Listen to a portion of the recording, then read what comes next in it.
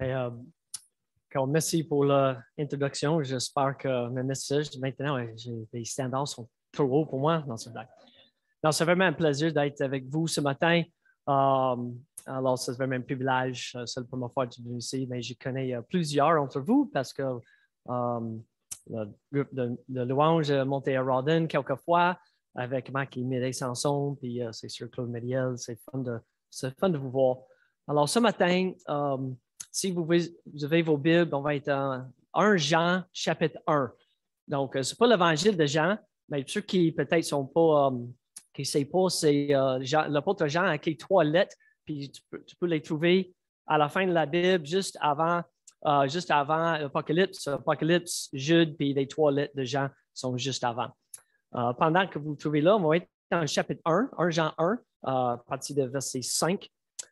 Donc, pendant que vous trouvez votre place, est-ce que, je ne sais pas si vous avez jamais joué le jeu 2 vérités, 1 mensonge. Souvent, ça arrive dans le groupe jeunesse, donc je trouve ça comme un petit peu weird, on enseigne nos jeunes comment de mentir. Mais c'est un game où tu peux dire 2 vérités, 1 mensonge, puis les autres ont besoin de trouver ce qu'est le mensonge. Donc, je vais essayer ça avec vous autres. Donc, je vais dire 3 choses concernant moi, mais vous avez besoin de dessiner ce qu'est le mensonge. Alors, premièrement, j'ai habité en Texas 2 fois dans ma vie. Ça, c'est j'ai habité en Texas 2 fois dans ma vie. Deuxième, j'étais marié 2 fois à la même femme. Troisièmement, j'ai eu la chance, j'ai rencontré Sidney Crosby qui joue pour le hockey à la Ligue nationale sur la plage en Caroline du Sud. Puis j'ai eu l'opportunité de rester avec lui une journée complète. C'était bien meilleur. Donc, laquelle vous pensez c'est le mensonge? OK, elle dit troisième. Texas, c'est 1. Oh. Oui, le mensonge, c'est le troisième. Je n'ai jamais rencontré Sidney Crosby. Alors, mais je disais, oui, mais attends une minute. J'ai marié la même femme 2 fois. Oh, comment ça lui? C'est parce qu'on était à une cérémonie à Lévis, puis une autre aux États-Unis, parce que je suis américain. Alors, donc ça c'est comme ça la vérité. Mais des fois, dans la Bible, dans la vie chrétienne, nous entendons des choses qui, est-ce que ça c'est vrai ou non? C'est un mensonge ou non? Des fois, on entend tellement des affaires que des gens, des fois, ils sont trompés à croire des mensonges en place de la vérité. Alors, comme exemple, si je veux dire les 3 choses concernant Jésus, mais laquelle c'est le mensonge? Est-ce que Jésus a dit, je veux dire, j'aimerais que tu vas trouver le mensonge. Jésus a dit, suive ton cœur. Jésus a dit, crois dans toi-même. Est-ce que la Bible dit que quand quelqu'un décide, il va Dieu à gagner un ange? Dieu veut que je juste sois heureux. Est-ce que quel c'est le mensonge? Tous les mensonges. Alors, donc c'est pourquoi j'ai dit ça, parce que dans le texte, nous voyons que l'apôtre Jean veut dire, mais si tu disons ça, mais c'est pas vrai. Si tu disons ça, c'est vrai. Donc, il donne des mensonges et les vérités pendant le texte. Pourquoi l'apôtre Jean a écrit cette lettre, le premier Jean? Mais afin que notre joie soit complète. Ça, c'est le verset 4, juste avant. Il veut que notre joie soit complète. Qui aimerait avoir la joie complète? Je vais lever 2 mains. Donc, oui, mais comment ça marche? Comment? Mais j'espère qu'à la fin du message, je suis capable de communiquer un peu de ça. Alors, tu vas mettre un résumé sur le premier lettre de Jean. Dans le verset 1 à 4, il a dit, « Hey, je vous écris, mais qu'est-ce que je vous écris? Je veux communiquer quelque chose avec vous autres, quelque chose que moi, personnellement, Jean a entendu directement à Jésus. Moi, qu'est-ce que j'ai vu avec mes yeux quand j'ai marché, que j'ai vécu avec Jésus? N'oubliez pas que l'apôtre Jean était sûr avec Jacques et aussi Pierre sur la montagne de la transfiguration. Il a vu Jésus transformé devant leurs yeux. Jean était seulement une de 3 personnes qui ont vu ça. Puis, qu'est-ce que Jean veut communiquer? Je veux communiquer qu'est-ce que j'ai vu moi-même, qu'est-ce que j'ai entendu moi-même, qu'est-ce que j'ai touché avec mes mains moi-même, qu'est-ce que j'ai expérimenté moi-même. Alors, qu'est-ce qu'il veut communiquer? Un message, pas qu'il a entendu de quelqu'un qui a entendu quelqu'un. C'est un message direct de Jésus-Christ aux gens. Donc, qu'est-ce qu'il veut? Pourquoi il veut communiquer ça? C'est parce que ça, c'est le message qui sauve les âmes. C'est des messages qui donnent le salut, puis pas un autre message qui existe qui peut nous donner le salut, c'est seulement le message de Jésus-Christ. C'est seulement ça. Alors, la vérité que je veux communiquer ce matin, c'est la communion avec Dieu. Ça demande que nous avons la bonne vue, la bonne perspective du péché et aussi de la justice. Puis, on a besoin de comprendre qu'être sauvé, ça dépend 100% sur la grâce de Dieu. Pas autre chose. Là, au moment qu'on mélange quelque chose dans le salut à part la grâce de Dieu, on change le message pour quelque chose qui est complètement contraire de la vie chrétienne, de la Bible, de la vérité. Ça devient un mensonge. On va faire un agapé tantôt, right? Donc, je n'ai pas fait ça. Donc, c'est juste un exemple. Donc, ne panique pas. Donc, si j'amène des biscuits ce matin, c'est sûr, ce n'est pas moi qui ai fait ça, c'est sûrement ma femme ou mes filles ou mon fils. Moi, je ne cuisine pas. Mais je mange d'abord. Je mange. Ça, c'est un talent. Un don de Dieu.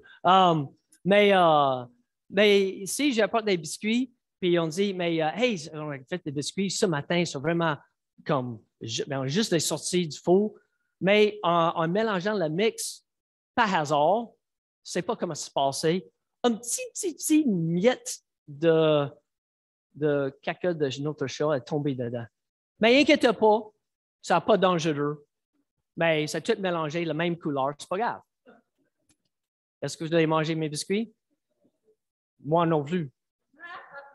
Moi non plus. Pourquoi? C'est parce que tu n'es pas pur. Ça a changé pour autre chose. Ça avait besoin de mettre aux poubelles.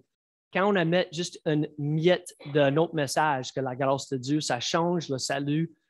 Ça change le message qui ne peut pas nous donner salut. C'est seulement 100% par la grâce de Dieu. Mais alors, ça dépend qu'on a une bonne vue du péché puis aussi la justice. En d'autres mots, la communion avec Dieu, ça dépend sur la bonne perspective de l'Évangile. Donc, je vais lire le texte. Donc, 1 Jean, on va commencer en verset 5. Ça dit, « Voici le message que nous avons entendu de lui et que nous vous annonçons.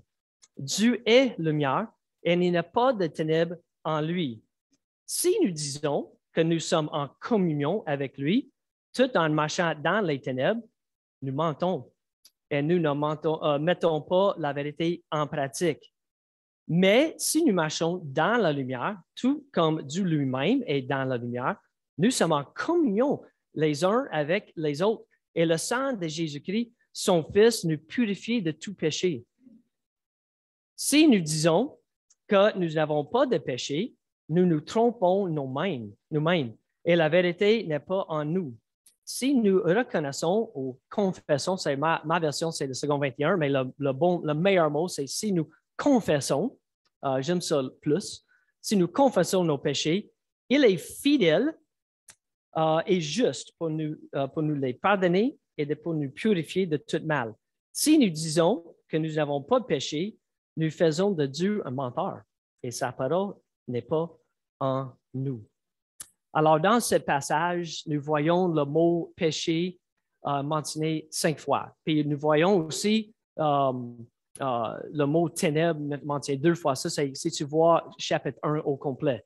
Nous voyons ce mot répété plusieurs fois. Mais aussi, nous voyons le mot communion.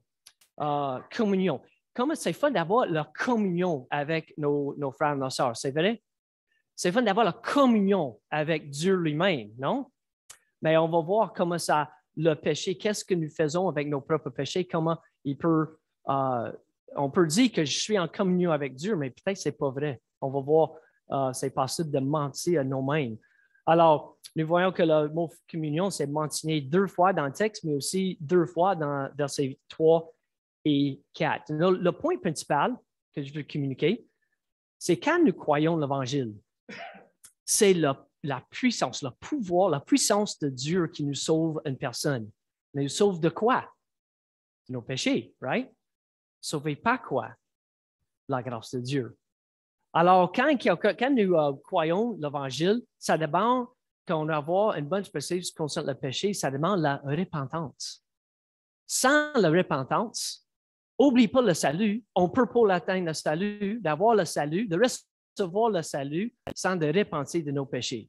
On ne peut pas garder les péchés et avoir accepté la grâce de Dieu en même temps. Ça ne marche pas. Alors, souvent, quand je dis souvent, des fois, je veux dire des fois, c'est mieux, c'est meilleur. Je ne vais vous mettre pas souvent, mais des fois, quand nous partageons la bonne nouvelle, on a oublié le mot repentance. Pourquoi? Mais on ne veut pas, je veux que quelqu'un accepte le Seigneur. Mais si on dit repentance, ça pousse le monde plus loin. Mais le problème, c'est que quelqu'un essaie d'accepter Jésus-Christ sans repenser le péché, ils ne sont pas sauvés. Il peut chanter toute la journée, les chants de louange. Il peut lire la Bible 6 heures par jour. Il peut être sur le jour en prière 3 heures par jour. Il peut prendre le repas Seigneur toutes les semaines et ils ne sont pas sauvés. Parce qu'ils n'ont pas repensé de leur péché. Le salut, ça inclut ça. Fait que chaque fois que j'ai rencontré quelqu'un, c'est comme exemple, la femme samaritaine dans Jean chapitre 4. Mais qu'est-ce que Jésus a dit? Il a exposé les péchés de madame. Pourquoi? C'est parce qu'elle l'a détesté? Non, parce qu'elle l'aimait. Il va être libéré de cette piège, ce mensonge qui amène la femme prisonnière par ses péchés. Pour libérer ça, il a confronté ou exposé ses péchés. Moi, ma question, est-ce que tu vis en communion avec Dieu ce matin? Ne réponds pas à cette question, pensez à ça. Pensez à ça, une minute. Juste parce que vous êtes là, ici ce matin, même juste parce que je suis devant vous autres, j'avais le privilège de vous partager la parole de Dieu, ça ne dit pas que je suis en communion avec Dieu. C'est seulement si j'ai été en communion, si je reconnais ou confesser, si j'ai tenté de confesser mes péchés, puis dépendre ma vie sur la grâce de Dieu qui était donnée par Jésus-Christ lui-même. Alors, une autre question, c'est quand était la dernière fois que tu as vraiment, honnêtement, avec un cœur authentique, à confesser tes péchés devant Dieu?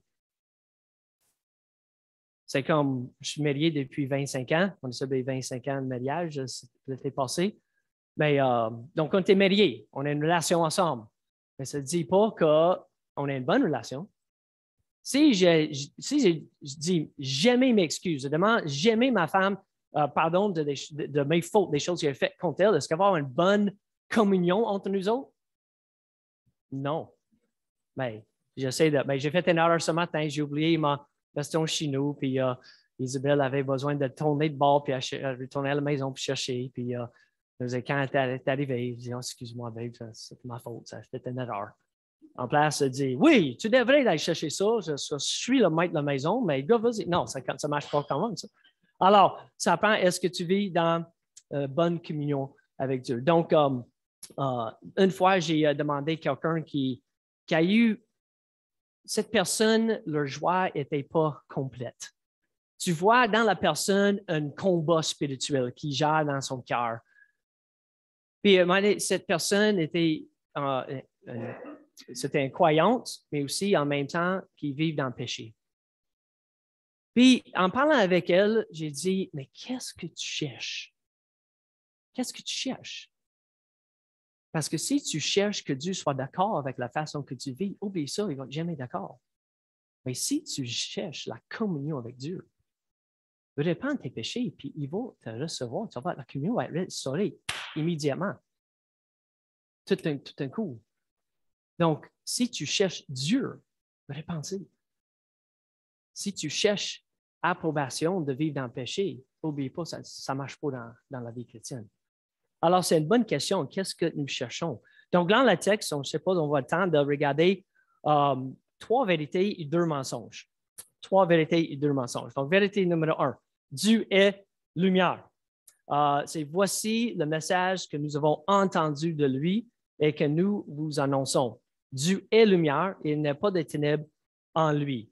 Donc, il dit, voici le message. Donc, voici le message qui sauve. Ça, c'est le message que Jésus nous a donné. Ça, c'est le message que je veux communiquer avec vous. C'est ce que Jean est en train de partager le message qu'il lui a reçu lui-même de Jésus-Christ. Donc, nous avons entendu de lui. C'est qui lui? C'est Jésus. Donc, il a entendu de lui. Donc, le message n'était pas inventé par l'apôtre Jean lui-même. Il a reçu le message. Donc, la vérité, c'est si on essaie de partager un message qui est différent que nous voyons dans la Bible, ce n'est pas un message qui sauve. C'est un message qui amène quelqu'un de continuer de vivre dans les ténèbres. Donc, c'est propos de donner la vie éternelle. Donc, l'apôtre Jean a besoin de partager un message que Jésus, l'autorité plus haut que lui a donné, Jésus-Christ. C'est comme je suis un prof d'anglais au Collège Champagnard, puis nous avons à Rawdon, puis nous avons un règlement dans la classe qui est des cellulaires. Je ne comprends pas pourquoi des élèves continuent de battre avec ça, mais les cellulaires ne sont pas permis en classe ou utilisés dans la classe. Donc, nous avons des pochettes, ils peuvent laisser dans le casier, whatever. Mais un jour, j'avais un élève qui a décidé que non, il va utiliser son cellulaire en classe. Mais il dit, excuse-moi, jeune homme, ces cellulaires ne sont pas permis dans la classe. Mais non, j'ai le droit de texter ma mère quand je veux, si je veux. J'ai dit, ça ne marche pas comme ça, excuse. Alors, donc, j'ai expliqué que le code de vie dans l'agenda que tu as toi-même signé, sur page 5, en haut, ça dit pas de cellulaire. Alors, à cause de, le règlement n'impose pas mes règles personnelles. C'est les règles du collège. J'ai une autorité plus haute que moi j'ai reçu. Donc, j'impose les règles que moi j'ai reçues de le directeur de l'école. Alors, il dit, à un moment donné, lui, éventuellement, j'ai pris son cellulaire puis je lui ai donné ça plus tard. Donc, alors, mais le but avec cet exemple, c'est l'apôtre Jean, ce n'est pas lui qui a inventé ce message. Il a reçu le message d'une autorité plus haut que lui. C'est quoi le message? Dieu est lumière. Qu'est-ce que ça veut dire? Que, mais souvent dans l'évangile de Jean, mais aussi dans chapitre 1 ici, nous voyons que Jean utilise beaucoup le contraste. Lumière, ténèbres, vie, mort. Donc, tu vois des distinctions, vraiment des comparaisons. Puis il dit que Dieu est la lumière. C'est une comparaison qu'il utilise souvent dans son évangile. Mais qu'est-ce que ça veut dire que Dieu est lumière? Mais ça parle de son caractère, sa nature, que Dieu est parfait, il est complet, il est pur, il est saint, 3 fois saint. Il connaît tout. Il ne sait rien qu'il ne connaît pas. Ça veut dire qu'il est la lumière. Quand c'est dit que Dieu est la lumière, on pense à quoi? Genèse 1. Dieu a dit, comme créateur, mais lumière. Boum. Donc, quand il est arrivé, puis il a dit, les ténèbres s'enfuient, comme il a fait ça, lumière. Donc, on voit que ça montre sa puissance, son pouvoir sur toutes choses. Donc, son pouvoir comme, en tant que créateur. Puis il a dit qu'il n'y a pas de ténèbres en lui. Ça veut dire qu'aucun mal, il n'est pas en train de tromper personne. Dieu n'était jamais en train de tromper personne ici. Il veut notre joie, que notre joie soit complète. Il n'est pas en train de nous manipuler. Il n'est pas en train de nous faire un piège pour nous autres. Hier, à l'église, il a créé dans la cuisine. Donc, moi, je vais m'apporter un cash pour eux autres. J'espère qu'ils ont attrapé l'écurie hier, ce matin. En tout cas, pourquoi j'ai pensé à ça? Je trouve ça drôle qu'un écurie dans le bâtiment de l'église. Mais on voit qu'il n'y a pas de ténèbres en lui, il n'y a pas un défaut, pas un péché, pas la mort. Mais le point que Jean veut communiquer, il est en train d'introduire, c'est quoi les qualifications d'avoir une communion avec Dieu? Mais Dieu, il refuse d'avoir une communion avec le péché. Il ne peut pas la communion avec le péché. Quand il arrive, le péché s'enfuit. Quand la lumière arrive, quand on allume la lumière, qu'est-ce qui s'enfuit? Les ténèbres. C'est la même chose pour Même chose pour Dieu. Donc, notre caractère en tant que croyant, qu'on accepte l'Évangile, il devrait de refléter le plus possible le caractère de Dieu, de marcher dans la lumière. C'est comme l'apôtre Paul a dit en Colossiens 3, il dit, si donc vous êtes ressuscités avec Christ, recherchez les choses en haut, où Christ est assis à la droite de Dieu. Attachez-vous aux réalités d'en haut et non à celles qui sont sur la terre. Qu'est-ce que l'apôtre Paul veut communiquer?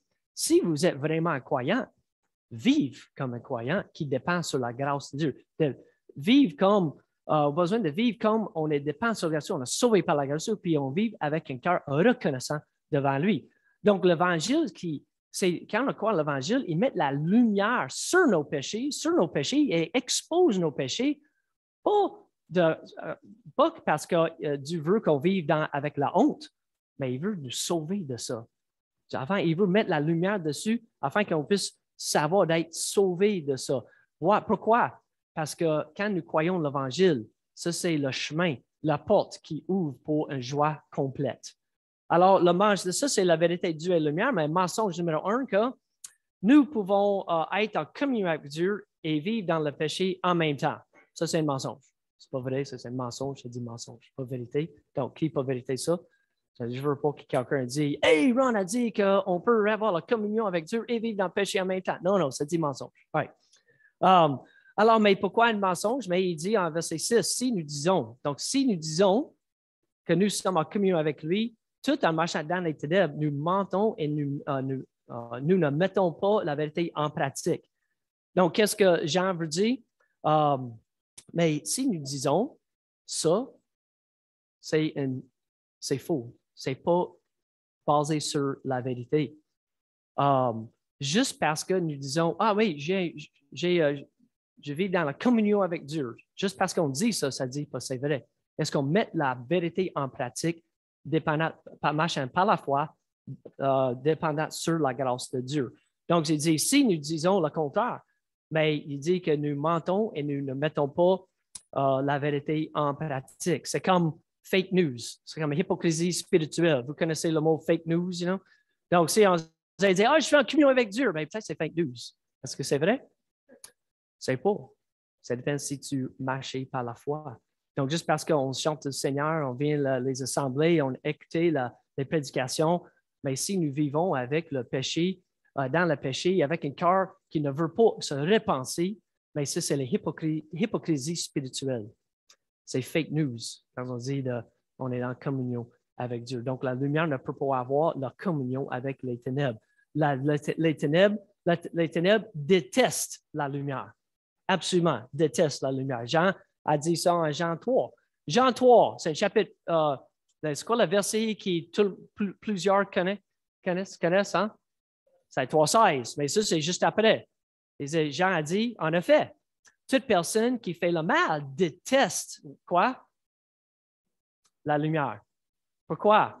Ne vient pas la lumière pour éviter que ses actes sont dévoilés. Quelqu'un ne veut pas il va être justifié dans leur péché, il ne veut pas, la chose principale qu'il ne veut pas, c'est la communion avec Dieu, c'est juste être justifié dans leur péché, mais il n'aime pas la lumière. Pourquoi? C'est parce que ses actes, l'acte va être dévoilé.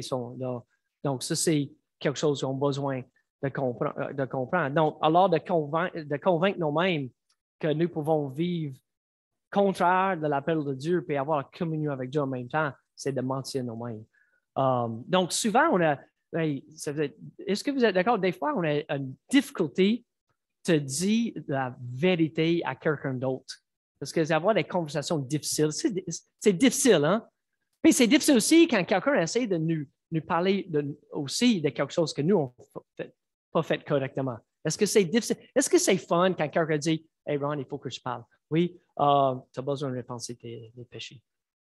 Ah, mais il faut que j'aille. Donc, j'ai un meeting ailleurs. Donc, on n'aime pas ça. Pourquoi? C'est parce qu'on n'aime pas quand les choses qu'on a faites pas correctement sont exposées. On regarde ça caché. On veut dire ça moi-même. Alors, donc, on avait une difficulté. C'est comme en tant que prof, j'avais une rencontre des parents cette semaine. Je suis toujours nerveux de rencontrer des parents, spécifiquement quand l'élève avait beaucoup de difficultés. Moi, je suis un prof d'anglais. Puis quand elle élève à comme 50% en anglais, c'est comme, oh non, il faut que je rencontre ces parents-là. Mais c'est difficile de te dire que, excuse-moi, mais ton fils ou ta fille, ça ne va pas en anglais. Je veux dire pourri en anglais, mais je veux dire ça. Mais le but, c'est difficile de communiquer aux parents pourquoi. Je suis un coach de basketball. Donc, nous avons fait une sélection cette année parce que je voulais seulement 12 joueurs sur mon équipe. Mais on avait 14 qui sont venus pour essayer d'être sur l'équipe.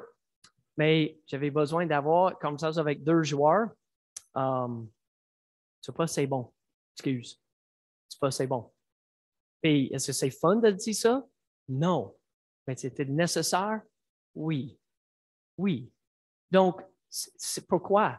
Parce que je ne veux pas comme les convaincre que oui, tu as le talent de jouer sur l'équipe. Non, tu n'as pas de talent de jouer sur l'équipe. Désolé. Non, ça ne marche pas. Mais d'avoir, quand nous parlons de la besoin, le besoin de repenser de nos péchés, ça prend que nos péchés soient exposés, nos faiblesses soient exposées, afin que nous soyons capables d'avoir l'opportunité de confesser nos péchés afin de recevoir la grâce de Dieu. Qui aimerait de recevoir la puissance de Dieu puis la grâce de Dieu? Qui aimerait de recevoir ça? All right, une moitié de la gang, j'espère à la fin, tout le monde. Mais c'est sûr, mais comment nous voyons dans la Bible, dans le Nouveau Testament, comment les gens ont reçu la puissance de Dieu, la grâce de Dieu, c'est comme ils ont réagi à leur propre péché devant Dieu. Un exemple, dans les évangiles, Jésus est en train de manger chez un pharisien, puis il est en train de manger, puis à un moment donné, une femme, un pécheur, elle est rentrée, puis elle a commencé de pleurer à cause de ses péchés, puis de laver les pieds de Jésus, qui étaient quand même sales, parce qu'il était en train de marcher avec des sandales. Et elle a lavé ses pieds avec ses cheveux puis ses lames. Mais Jésus, le pharisien a dit, ouf, boy, si Jésus était vraiment un prophète, quelqu'un qui a la connaissance un peu, il veut savoir que cette femme était pécheur. Puis Jésus a partagé une parabole après ça, pour leur montrer que c'est la femme qui est justifiée dans ses péchés, pas le pharisien, parce qu'elle a reconnu ses péchés, pas lui. Lui a pensé, il a fait une comparaison. Ben, elle, je suis juste, je suis un homme pur, je suis correct devant Dieu, mais c'est elle qui a parti pardonner. C'est les attitudes qu'on devrait avoir. Alors, donc, comment le mensonge est vraiment que nous, qu'on ne peut pas avoir communion avec Dieu et vivre dans le péché en même temps. Nous voyons en Jean 8, Jésus a dit, « Je suis la lumière du monde. Celui qui me suit ne marchera pas dans les ténèbres. » Donc, il va vivre, il va marcher contraire de ça. Donc, je ne connaissais pas, donc en majorité, mais peut-être quelqu'un ici est en train de vivre dans le péché et essaie de cacher ça, en place de confesser ça. L'Église est supposée être la place plus safe ici sur la terre où les gens peuvent venir puis confesser leurs péchés puis de savoir comment ils peuvent être pardonnés par la grâce de Dieu. C'est supposé être une place safe. Supposé. C'est pas tout le temps, malheureusement. Mais supposé d'être une place safe où les gens peuvent entendre l'Évangile. Si tu confesses tes péchés, mais Dieu est juste de pardonner tes péchés et de nettoyer, de purifier de tout.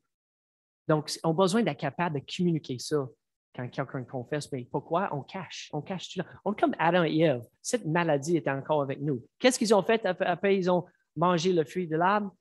Caché. Caché. Est-ce que ça a marché? Non, en cachant, la communion était encore brisée. La victoire, c'est quand on confessait nos péchés. Puis, qu'est-ce qu'Adam a fait quand Dieu a dit, qu'est-ce que tu as fait? Mais c'est toi, Dieu, qui a donné la femme. Et la femme a dit, ben, c'est pas ma faute, c'est le diable. Donc, on justifie en place de confesser. Est-ce que nous comprenons comment Dieu nous aime et il veut que nos joies soient complètes? On a besoin de comprendre ce point-là. Comment c'est puissant, c'est quand. Le truc, c'est si on confesse nos péchés, Dieu est juste de pardonner nos péchés. Pourquoi? Jésus a mort sur la croix pour nos péchés, Donc, il peut avoir communion avec un pécheur parce que les péchés étaient cloués sur la croix. Cet obstacle, cette barrière était enlevée. La seule chose, c'est de repentir, accepter l'Évangile. Mais Ron, j'étais sauvé depuis 30 ans, je n'ai pas besoin d'accepter Jésus encore. Je ne sais pas dire sauvé une deuxième fois. Mais quand quelqu'un accepte le Seigneur, la vie chrétienne est supposée être toujours en vivant basée sur l'Évangile, tous les jours. Donc, on n'est pas juste à cause de nos actions, nous sommes juste à cause de Jésus-Christ. Donc, quand on va vers lui, on confesse nos péchés, mais Dieu, il va nous restaurer, comme Pierre. Pierre a fait quoi? Il a renié Jésus combien de fois? Toi. Est-ce qu'il était complètement rejeté pour l'éternité de Dieu? Non, il était restauré en tant que leader des apôtres. Imaginez-vous. La puissance de Dieu est trouvée dans l'Évangile. Ça, c'est la puissance. Alors, besoin d'écouter plus vite. OK, vérité numéro 2, je n'ai peut-être pas le temps de faire toutes mes affaires, mais ce n'est pas grave. Le but, c'est le clé ce matin, on a besoin d'être correct, confortable, de confesser nos péchés. Si on marchait autour de nos frères et nos sœurs comme nous sommes mieux qu'eux autres, on a manqué l'Évangile. Donc, nous sommes tous des pécheurs sauvés par la grâce. Nous faisons une étude biblique chez nous, puis une fois, quelqu'un a posé une bonne question. Cette personne était partie de cette incroyante depuis longtemps, mais lui, j'ai oublié exactement sa question, mais c'est comme sa façon de dire, c'est comme, well, Dieu, il demandait est-ce que des bonnes personnes vont être au ciel? Je pense que c'est la question. Puis, on dit, mais non, Dieu ne sauve pas des bonnes personnes, il sauve des pécheurs. Les bonnes personnes ne peuvent pas aller au ciel parce que leur propre justice, c'est un obstacle avec une communion avec Dieu. Si on essaie de monter avec Dieu puis regarde ce que j'ai fait, regarde, c'est comme les pharisiens aussi. Les pharisiens étaient des bons exemples. Nous sommes des pharisiens des fois, mes frères et mes sœurs. On agit de la même manière souvent. Merci Dieu que moi, je ne suis pas comme lui ou pas comme elle. Merci Dieu que moi, j'ai comme un membre qui est impliqué dans mon Église. Merci Seigneur que je donne ma dîme régulièrement. Merci Seigneur que je vive une vie pieuse. Wow, merci que je ne suis pas comme lui et pas comme elle. Wow, sauve-les Seigneur. Est-ce que vous savez ce que Dieu fait avec ses prières? Il est comme un ballon de football. Boum! Il n'accepte pas. Seigneur, pardonne-moi. Aie la compassion sur moi parce que je suis un pécheur.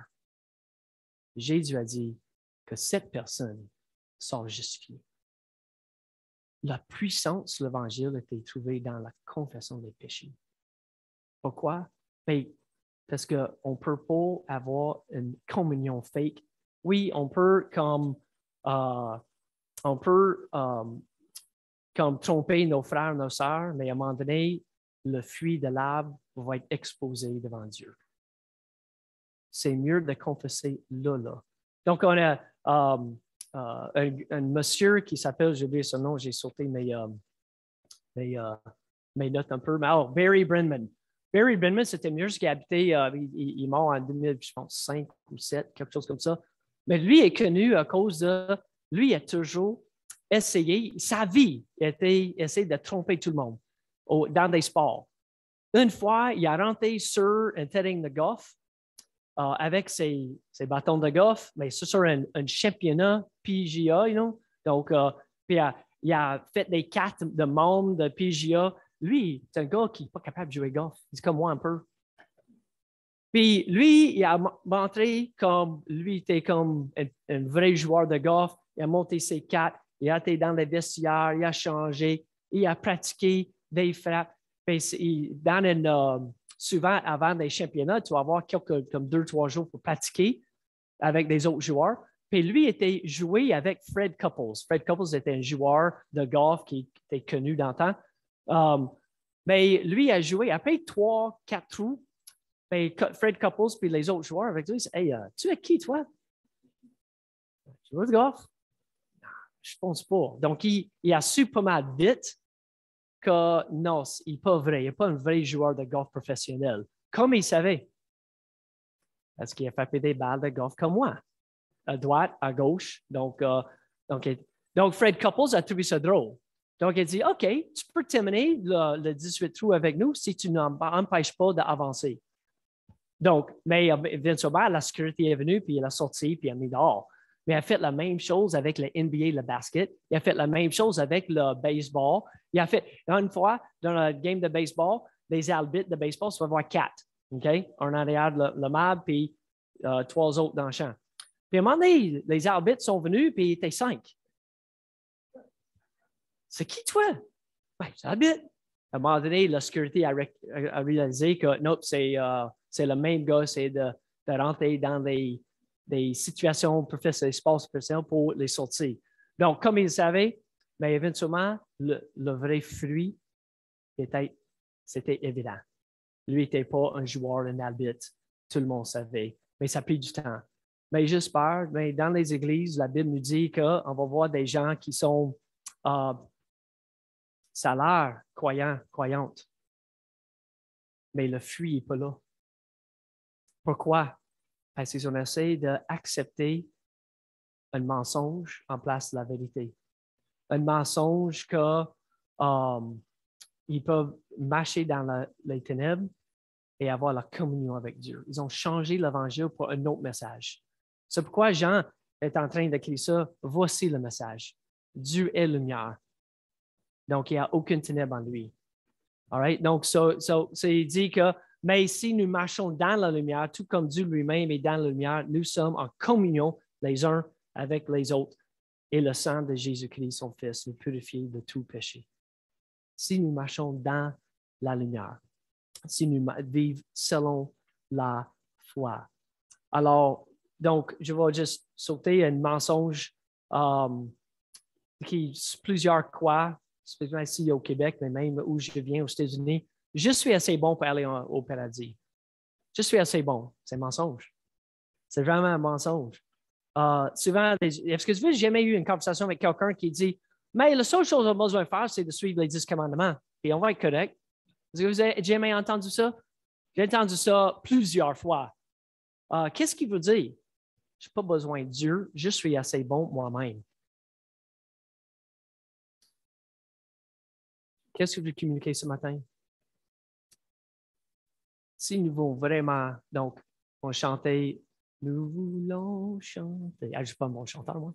Donc, mais si toutes les vérités, on a chanté tantôt, car Dieu, tu es au-dessus de toute la terre, tu es roi. Peut-être, la vérité, c'est Dieu est roi. Mais si on essaie de vivre caché, nous allons essayer de changer le roi de nos cœurs pour quelque chose d'autre. Et comment nous pouvons reconnaître Jésus comme roi? La confession. Humilité. Qui a un problème avec humilité? Moi. Moi en premier. Mais c'est la humilité qui nous amène vers le pied de Jésus jusqu'à la croix, afin que nos péchés puissent être pardonnés, on peut être purifiés, puis on peut marcher dans la lumière comme la victoire. C'est comme Jésus a dit, je vais sauter par-dessus ça, si nous reconnaissons ou confessons nos péchés, il est fidèle et juste pour les pardonner et nous purifier de tout mal. Donc, tu dis que mais je n'ai pas besoin de confesser mes péchés, Ron. Je suis incroyant depuis 40 ans, ou depuis 2 ans, ou depuis 2 jours. Mais pourquoi Dieu a envoyé son Fils unique? De nous sauver des péchés, right? Alors, si nous disons qu'on n'a pas besoin de confesser nos péchés, on dit Dieu, tu es un menteur. Je n'ai pas besoin de confesser mes péchés. Ça, c'est le mensonge que nous voyons en versets 8 et 10. Alors, je vous encourage, je vais terminer. Je n'ai pas fait tous mes points, mais ce n'est pas grave. Je pense que le but, c'est de communiquer les choses les plus importantes. Qu'est-ce que tu dis concernant ta communion avec Dieu, avec tes péchés? Qu'est-ce que tu dis? Est-ce que tu dis que tu peux marcher dans les ténèbres et aussi avoir une communion avec Dieu? Si oui, c'est un mensonge. Mais si tu dis, hey, si je confesse mes péchés, je peux être pardonné de Dieu. Wow, quelle grâce! Quelle grâce infinie! Hey, en confessant nos péchés, quand on chante grâce infinie, ça vient plus vrai. Ça vient plus dans le cœur. Donc, ça vient quand on croit l'Évangile. Est-ce que tu as donné ta vie en Jésus-Christ, en confesser tes péchés et de mettre ta foi dans l'Évangile? Peut-être tu es incroyant et tu sais que ta communion avec Dieu est brisée présentement. Parce que tu caches tes péchés, justifies tes péchés, caches tes péchés. Je vous encourage. Dieu n'est pas en train de nous mettre un piège pour nous. Il ne veut pas nous tromper. Il ne veut pas nous amener dans la mauvaise direction. Il veut que notre joie soit complète. Et c'est bien en croyant, quand nous croyons vraiment en quoi l'Évangile. Si tu confesses tes péchés, Dieu est juste de les pardonner et de nous purifier de tout mal. Seigneur, merci pour ta grâce. Merci pour la bonne nouvelle. Aide-nous de vivre tous les jours basés sur cette vérité. Voici le message. Dieu est lumière et les ténèbres n'existent pas en lui. Aide-nous, Seigneur, de baser notre vie sur la vérité que Jésus a donnée à nous par les apôtres que nous voyons dans le Nouveau Testament, dans la Bible au complet. Merci pour ta grâce. Merci pour la salut. Aide-nous de marcher dans ta vérité, dans ta lumière. Au nom de Jésus que je prie. Amen.